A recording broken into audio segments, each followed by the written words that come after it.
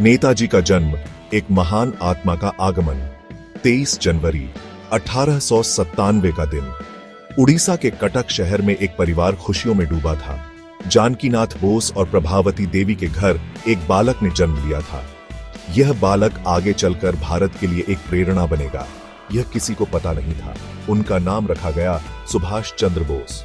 सुभाष के पिता जानकीनाथ बोस एक जाने माने वकील थे। वह कटक नगरपालिका के अध्यक्ष भी रहे। मां प्रभावती देवी एक धार्मिक महिला थी। उनके संस्कारों ने सुभाष के जीवन को गहराई से प्रभावित किया। सुभाष बचपन से ही तेज तर्रार थे। उनकी स्मरण शक्ति गजब की थी। कहानियां सुनना और सुनाना उन्हें बहुत पसंद था।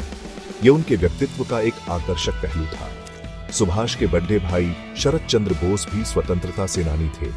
बड़े भाई का प्रभाव सुभाष पर बहुत पड़ेगा। देशभक्ति की भावना उनके अंदर कूट कूट कर भरी थी। ज्ञान की प्यास, शुरुआती शिक्षा और प्रेरणा। सुभाष की प्रारंभिक शिक्षा कटक के प्रोटेस्टेंट यूरोपियन स्कूल में हुई। यहां उनकी प्रतिभा निखर कर सामने आई। बाद में उन्हें कटक के रेवेंशा कॉलेजिएट स्कूल में दाखिला दिलाया गया। यहां से उन्होंने मैट्रिक की परीक्षा पास की। उनके अंदर ज्ञान की असीम प्यास थी। उन्होंने कलकत्ता के प्रेसिडेंसी कॉलेज में दाखिला लिया। यहां वे दर्शन शास्त्र में स्नातक की उपाधि प्राप्त की। प्रेसिडेंसी कॉलेज में सुभाष का मन भारतीय दर्शन और संस्कृति में रम गया। उन्होंने स्वामी विवेकानंद और अरबिंदो घोष के लेखन को गहराई से पढ़ा। इन महापुरुषों के विचारों ने उनके ऊपर गहरा प्रभाव डाला। उनके मन में देश की सेवा करने का जज्बा और प्रबल होता गया। देश सेवा का बीज, सिविल सेवा त्याग और स्वतंत्रता संग्राम में प्रवेश। उच्च शिक्षा के लिए सुभाष इंग्लैंड चले गए। उन्होंने कैम्ब्रिज विश्वविद्यालय से इतिहास में स्नातक की उपाधि प्राप्त की। 1920 में उन्होंने भारतीय सिविल सेवा परीक्षा पास की। यह एक ऐसी उपलब्धि थी जिसके लिए लोग तरसते थे, लेकिन सुभाष के मन में तो कुछ और ही चल रहा था। उन्होंने गुलाम भारत की सेवा करने से साफ इनकार कर दिया। उनके इस फैसले ने सबको चौंका दिया।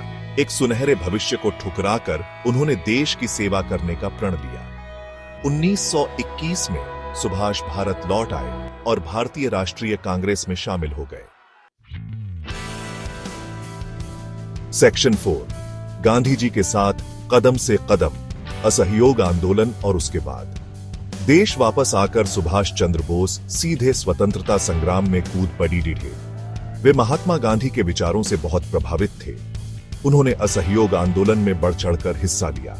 इस दौरान उन्हें कई बार जेल भी जाना पेड़ी था। जेल की सलाखों ने उनके हौसले को और मजबूत बना दिया। 1923 में उन्हें कलकत्ता नगर निगम का मुख्य कार्यकारी अधिकारी चुना गया। सुभाष ने इस पद का उपयोग जनता की सेवा के लिए किया। वे हमेशा लोगों की भलाई के लिए काम करते रहे। उनकी लोकप्रियता दिन प्रतिदिन बढ़ती गई। सेक्शन 5, एक नए मार्ग की तलाश, फॉरवर्ड ब्लॉक का गठन। 1930 के दशक में सुभाष चंद्र बोस कांग्रेस के अंदर एक प्रमुख नेता के तौर पर उभर कर सामने आए। वे पूर्ण स्वतंत्रता के पक्षधर थे। उनका मानना था कि अहिंसा के रास्ते पर चलकर भारत को जल्दी आजादी नहीं मिल सकती। वे कांग्रेस के अंदर अपनी बात रखने की कोशिश करते रहे, लेकिन उन्हें निराशा ही हाथ लगी। आखिरकार 1939 में उन्होंने कांग्रेस से अलग होकर फॉरवर्ड ब्लॉक का गठन किया। फॉरवर्ड ब्लॉक का उद्देश्य था भारत को पूर्ण स्वतंत्रता दिलाना। सुभाष चंद्र बोस का मानना था कि इसके लिए हमें किसी भी हद तक जाने को तैयार रहना होगा।